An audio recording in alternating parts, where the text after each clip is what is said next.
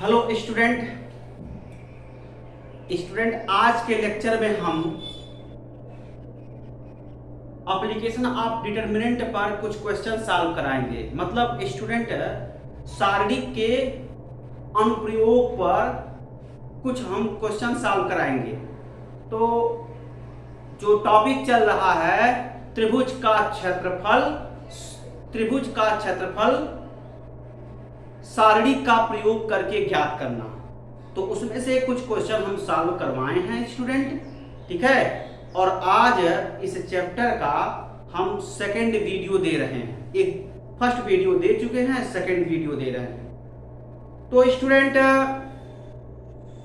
Find area of triangle by using determinant, इस chapter पर हम सेकंड वीडियो दे रहे हैं। फर्स्ट वीडियो में हम ट्रायंगल का एरिया कैसे हम डिटरमिनेंट का यूज करके फाइंड आउट किए थे ये हम सिखा चुके हैं और उस पर एक क्वेश्चन भी सॉल्व करवा चुके हैं, ठीक है। और आज के लेक्चर में स्टूडेंट कुछ न्यू टाइप के क्वेश्चन हम सॉल्व कराएंगे जो मैं यहाँ लिखा हूँ। देखो मैं लिखा हूँ, दोनों वर्जन के लोग मतलब हिंदी मीडियम और इंग्लिश मीडियम के लोग ध्यान देंगे। यहाँ पर देखो लिखा है यदि निम्नलिखित बिंदु संरेख हैं। संरेख का मतलब होता है जितने भी बिंदु होंगे वह एक रेखा पर होंगे। और देखो यहाँ पर इस क्वेश्चन में कितने बिंदु है, यहाँ पर काउंट करो 1 2 3 बिंदु है। और स्टूडेंट जरा अच्छे से आप ट्रायंगल का कंस्ट्रक्शन किए होंगे, मतलब त्रिभुज की रचना किए होंगे, तो कंफर्म है वहां पर 3 ही बिंदु होते हैं, ठीक है। तो 3 बिंदु का मतलब यह इशारा कर रहा है त्रिभुज के लिए, त्रिभुज के क्षेत्रफल के लिए इशारा कर रहा है। स्टूडेंट 3 पॉइंट का मतलब एरिया ऑफ ट्रायंगल के लिए इंडिकेट कर रहा है। तो देखो अब क्या होगा, यहां पर देखो लिखा है यदि निम्नलिखित बिंदु संरेख हैं। संरेख का मतलब ये जो 3 बिंदु दिख रहा है वो सब के सब एक रेखा पर है, एक रेखा पर सिचुएटेड है, ठीक है। तो त्रिभुज का क्षेत्रफल 0 होगा, ये सिद्ध करना है। अब देखो स्टूडेंट इंग्लिश मीडियम वाले, if in which of the following points is collinear. Collinear का मतलब एक लाइन पर, ये जो 3 पॉइंट हैं ये 3 पॉइंट एक लाइन पर सिचुएटेड है, तो find out triangle of area. Area of triangle is 0, इसी को शो करना है, एरिया ऑफ ट्रायंगल इज 0। तो बड़ी ही सिंपल कैलकुलेशन है स्टूडेंट, आपको फार्मूला याद होना चाहिए। मैं प्रूफ करवाया था formula, area of triangle equal to 1/2 determinants, first column x1 x2 x3, second column y1 y2 y3 and third column 1 1 1। यह एरिया ऑफ ट्रायंगल का फार्मूला होता है इन टर्म्स ऑफ डिटरमिनेंट्स। तो मैं अगेन आप लोगों को बता रहा हूं स्टूडेंट, जो त्रिभुज के क्षेत्रफल का फार्मूला होता है सारणिक के पद में वो यही होता है, त्रिभुज का क्षेत्रफल बराबर 1/2 सारणिक प्रथम स्तंभ में x1 x2 x3, द्वितीय स्तंभ में y1 y2 y3, तृतीय स्तंभ में 1 1 1। ये फार्मूला मैं बार बार कहा था कि आप लोग याद कर लो, इस पर क्वेश्चन सॉल्व होंगे। तो उसी फार्मूले का इस्तेमाल करके हम यहाँ जो क्वेश्चन दिया है इसको हम सॉल्व करेंगे। चलो 1 बाय 1 करके इसका डिस्कशन किया जाए। तो फर्स्ट क्वेश्चन का सलूशन हम यहाँ देते हैं। तो स्टूडेंट फर्स्ट क्वेश्चन का सलूशन प्रूफ करना है, यानी को प्रूफ। और पहले क्या करो, ये जो पॉइंट है उसको यहाँ लिख लो, यानी लिखेंगे क्या 8 - 1 4, 7 और मतलब एंड 6, 3। इस पॉइंट के जस्ट अबव लिखो x1 y1 x2 y2 x3 y3। इसका मतलब स्टूडेंट इससे कंपेयर करा करके x1 x2 x3 का वैल्यू कैलकुलेट करो, y1 y2 y3 का वैल्यू कैलकुलेट करो। तो कैलकुलेट कर लो, x1 is equal to 8, x2 equal to 4, x3 equal to 6, y1 equal to -1, y2 equal to 7, y3 equal to 3। देखो कैसे हम कैलकुलेट किए हैं। ये जो फर्स्ट स्लॉट है इट मींस स्टूडेंट एफसीसा, जिसको आप लोग बोलते हो इंग्लिश मीडियम वाले एफसीसा बोलते हो ना, जिसको हम फर्स्ट स्लॉट कहो या एफसीसा कहो। तो एफसीसा यहाँ देखो 8 है, यहाँ पर जो कोऑर्डिनेट है x1 y1, इसका एफसीसा क्या है x1 है, तो x1 इक्वल टू 8 के इक्वल होगा।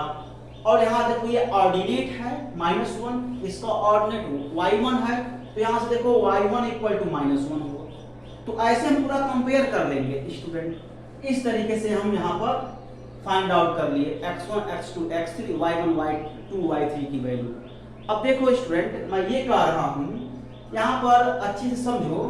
ये जो आप लोग क्या बोलते हो भुज और कोटि, XY प्लेन में यानी XY कार्तीय तल में जो बिंदु लेते हो उसका जो निर्देशांक होता है वो भुज कामा कोटि के रूप में होता है ना।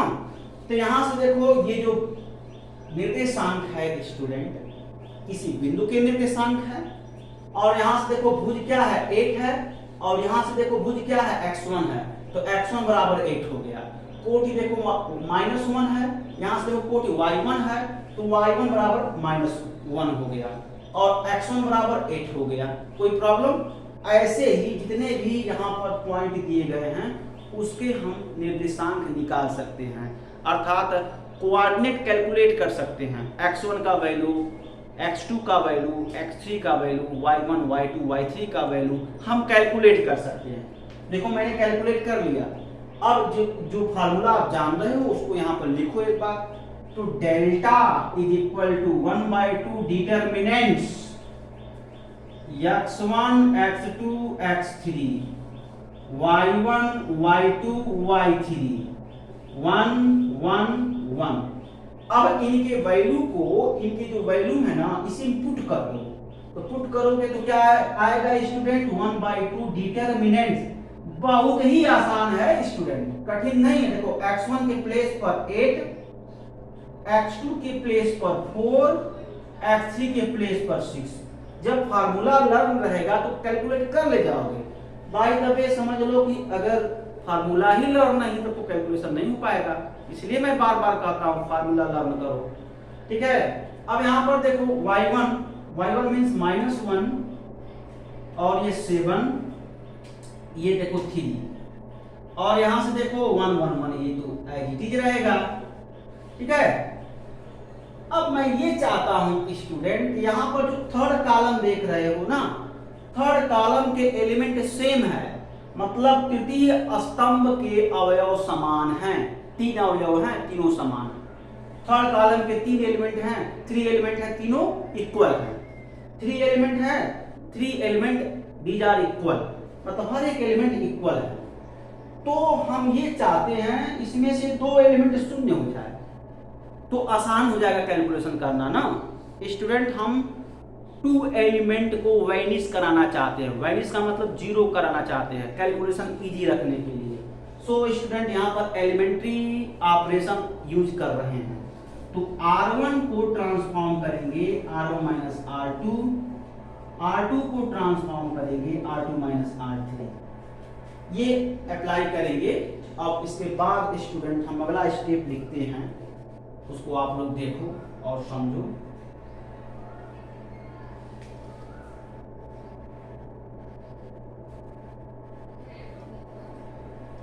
कुछ है नहीं, ठीक है, यही सब है इसमें। अब देखो यहां पर R1 में से R2 सब्ट्रैक्ट करके R1 को चेंज करो। It means student delta equal to 1/2 determinants, और यहां से देखो 8 माइनस 4 यानी 4, -1 minus 7 minus 8, 1 minus 1 it means 0, 4 minus 6 minus 2, 7 minus 3 4, 1 minus 1 it means 0। Third row नहीं चेंज होगा, 6 3 1। अब यहां पर देखो थर्ड कॉलम के 2 एलिमेंट वैनिश कर गए, अब यहाँ पर थर्ड कॉलम के रिस्पेक्ट में एक्सपेंशन कर दो, यहाँ पर लिखो expand by R1, sorry student, expand by C3 होगा, C3 के सापेक्ष विस्तार, ठीक है, C3 के सापेक्ष विस्तार कर लो। तो ये कितना हो जाएगा, del equal to 1/2 into 1 into in bracket row column छोड़ेंगे ना स्टूडेंट, ये 1 थर्ड रो थर्ड कॉलम में सिचुएटेड है, तो third row third column delete कर देंगे। देखो मैं डिलीट कर दिया और यहाँ पर इसको सॉल्व कर दो स्टूडेंट। ये 1 तीसरे पंक्ति तीसरे स्तंभ में स्थापित है, तो तीसरे पंक्ति और तीसरे स्तंभ को छोड़ देंगे, छोड़ करके अब आप इसको सॉल्व करो। देखो 4 4 जा 16, यानी 16 माइनस फिर अगेन 16 हो गया, ठीक है।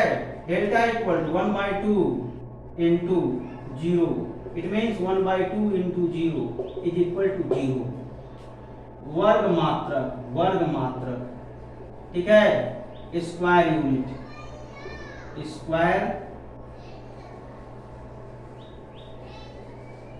यूनिट। दोनों वर्जन के लोग ध्यान दें, मतलब 2 मीडियम है, हिंदी मीडियम और इंग्लिश मीडियम, आप लोग अपना अपना लैंग्वेज लिखेंगे, ठीक है। मैं दोनों लैंग्वेज का इस्तेमाल कर दे रहा हूँ, तो ऐसा नहीं है जब आप लिखेंगे दोनों लैंग्वेज लिखेंगे, नहीं। हिंदी मीडियम वाले हिंदी मीडियम इस्तेमाल करेंगे हिंदी लैंग्वेज, और इंग्लिश मीडियम वाले इंग्लिश लैंग्वेज इस्तेमाल करेंगे, ठीक है स्टूडेंट, कंफ्यूजन में मत पड़िएगा। तो डेल्टा इक्वल टू 0 वर्ग मात्रक, इट मींस स्क्वायर यूनिट।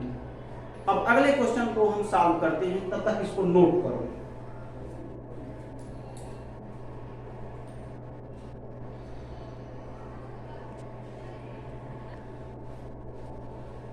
तो स्टूडेंट देखो सेकंड बीट का क्वेश्चन है, इसमें भी देखो 3 पॉइंट के कोऑर्डिनेट गिवन है और आपको शो करना है, then show that AB dash equal to A dash B dash. Student हम नोट में क्या दिए हैं, देखो ध्यान से, AB dash equal to B dash A ऐसे दिए हैं, तो स्टूडेंट आप लोग उसको करेक्ट कर लेंगे, ये होगा, ठीक है ना। इसको आप लोग अच्छे से लिख लेंगे, मतलब AB dash is equal to AB dash होगा। देखो AB dash is equal to A dash B होगा, तो A डैश B होगा ये वाला, ये नहीं होगा स्टूडेंट, इसको आप करेक्ट कर लेंगे, ओके। कोई प्रॉब्लम होगा तो हमसे पूछ लेंगे, ठीक है। अगर आपको समझ में नहीं आ रहा है करेक्ट क्या करना है, तो आप हमसे फोन करके पूछ लेंगे, हम बता देंगे, ठीक है स्टूडेंट। तो इस तरीके से इसको करेक्ट कर लीजिएगा। तो अब हम इसको सॉल्व करते हैं।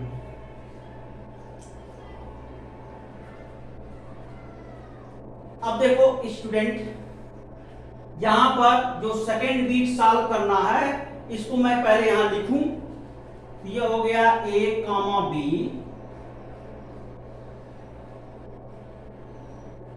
A dash B dash, A minus A dash, B minus B dash. Just इसके ऊपर, इसके पिछले वाला क्वेश्चन जैसे आप सॉल्व किए थे, जस्ट इसके ऊपर हम यहां नोट कर लें x1 y1, ऐसे इन जनरल कोऑर्डिनेट है ये, x2 y2, x3 y3। Compare कराओ स्टूडेंट, जैसे पिछले क्वेश्चन में कंपेयर कराए थे, तो x1 equal to A, x2 equal to A dash, x3 equal to A minus A dash, y1 equal to B, y2 equal to B dash, y3 equal to B minus B dash. इतना तो सबको समझ में आना चाहिए student. कुछ नहीं किए हैं, बस जो पॉइंट गिवन है वो लिख लिए हैं, और जस्ट उसके ऊपर एबव स्टेप में हम इन जनरल कोऑर्डिनेट लिख लिए हैं, और जब कंपेयर किए हैं तो x1, x2, x3, y1, y2, y3 का वैल्यू प्राप्त हुआ है, वैल्यू मतलब मान प्राप्त हुआ है, तो मैंने इतना लिख लिया। इतना सबको समझ में आना चाहिए, ठीक है। तो मैं यहां लिखा। अब क्या करेंगे, फार्मूला इस्तेमाल कर लो, area of triangle in terms of determinants. Student सूत्र का प्रयोग करो जो त्रिभुज का क्षेत्रफल सारणिक के पद में हम बताए थे, उसी का इस्तेमाल कर लो। तो delta is equal to 1/2 determinants x1 x2 x3 y1 y2 y3 1 1 1। ठीक है स्टूडेंट, एक क्वेश्चन में गिवन है स्टूडेंट, ये जो पॉइंट है वो कोलिनियर है। जब स्टूडेंट पॉइंट कोलिनियर है तो कंफर्म है उसका एरिया, किसका एरिया, ट्रायंगल का एरिया वो 0 होगा। यहां पर एक सेंटेंस ही लिखेंगे स्टूडेंट, लिखेंगे क्या, since points are collinear then area of triangle is 0 यहां लिखेंगे चूंकि बिंदुओं रेखा पर स्थित है या बिंदुओं संरेख है, रेखा पर स्थित है मतलब संरेख है, तो संरेख लिखो, संरेख है, तब त्रिभुज का क्षेत्रफल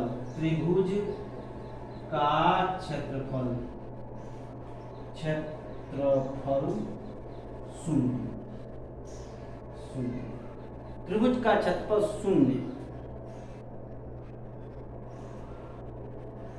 शून्य है या होगा। ठीक है स्टूडेंट, तो अब यहां पर डेल्टा के प्लेस पर शून्य रख सकते हैं। ऐसे जबरदस्ती 0 रखकर सॉल्व करोगे, ये मेंशन नहीं करोगे तो नंबर कट जाएगा, क्योंकि एग्जामिनर आपसे क्वेश्चन पूछ देगा कैसे आप इसको 0 कर लिए।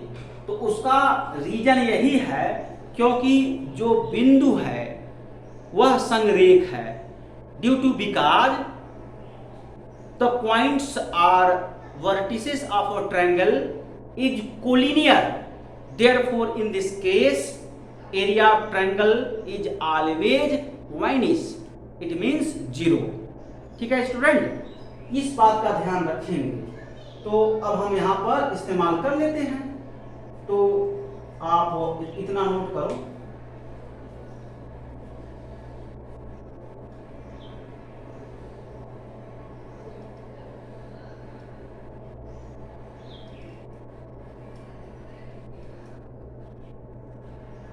तो ये हो गया student 0 is equal to 1/2 determinants x1 x2 x3 y1 y2 y3 1 1 1। ठीक है, अब थोड़ा इसको सिंप्लीफिकेशन करो, 2 से मल्टीप्लाई कर दो, बोथ साइड में 2 से मल्टीप्लाई कर दो, दोनों पक्षों में 2 से मल्टीप्लाई करो, तो आएगा student 0 equal to determinants x1 x2 x3 y1 y2 y3 1 1 1।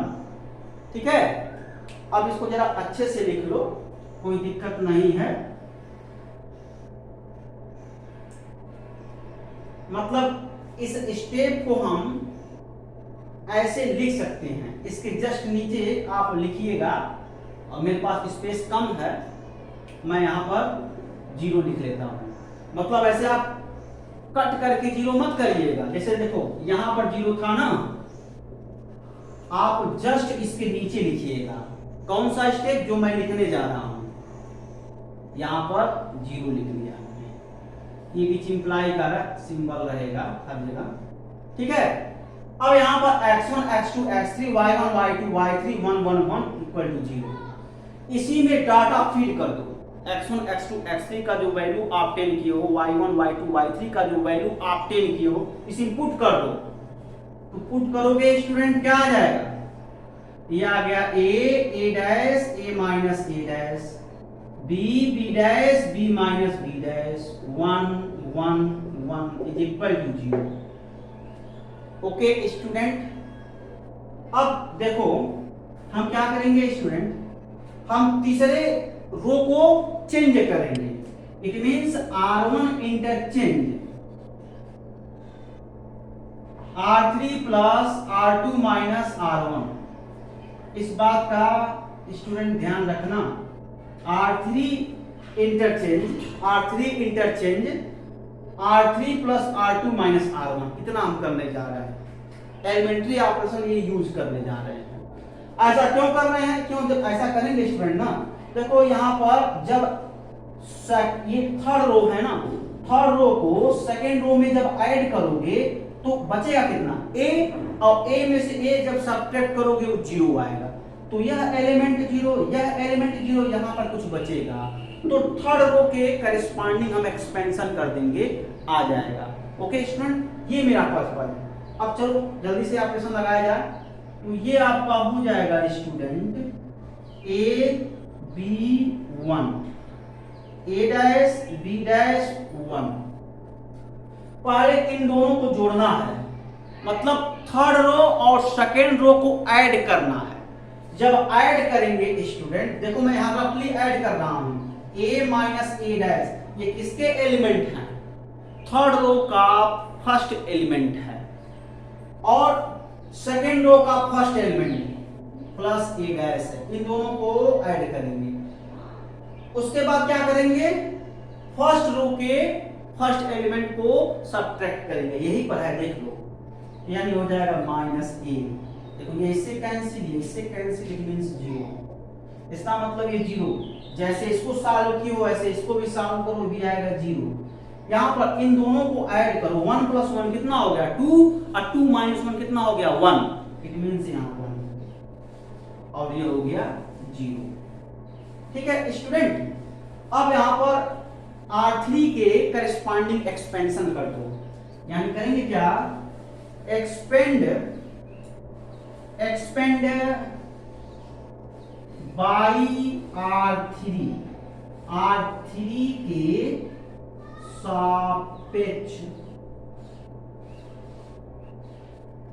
सापेक्ष